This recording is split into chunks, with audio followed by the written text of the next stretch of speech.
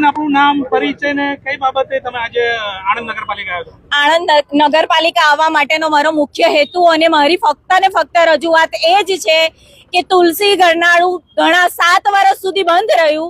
7 વર્ષ સુધી બંધ રહ્યા પછી અમે આટલા ધક્કા ફેરા ખાધા પછી છતાં અત્યારે તુલસી ગરનાળાથી સીધો રોડ જે ગામડી આણંદ પદરિયા દરેક વિસ્તારમાં જાય છે એ રોડની હાલત અત્યારે એટલી ખતરનાક છે કે પબ્લિક જો પડી જાય તો એને 50-70 હજારનો ખર્ચો થાય. કારણ કે પડી જવાથી આપણને કોઈ પણ એવું નથી કે ઈજા નથી થતી. હાડકું ભાગે એટલે 50-60 હજાર આપણે સીધા દવાખાનામાં નાખવાના. તો જે રોડ રસ્તા પબ્લિકના ટેક્સમાંથી બને છે તો એના માટે આટલો ભ્રષ્ટાચાર કરીને આટલા ચીટિંગથી કેમ બનાવવામાં આવે છે કે તરત જ એક વરસાદમાં ધોવાઈ જાય, એક વરસાદમાં એની પર ખાડા પડી જાય. શું પબ્લિકને એના માટે રજૂઆત કરવાની કે ભાઈ પણ જ્યારે કોઈક સાહેબ આવવાના હોય, કોઈક સામાજિક કાર્યવાહી થવાની હોય અથવા તો કોઈક કમિશનર દ્વારા અમે જ્યારે એમને જાણ કરીએ છીએ ત્યારે જ ફક્ત ને ફક્ત કામ થાય છે, તે પણ ફક્ત ખાડા ભરીને.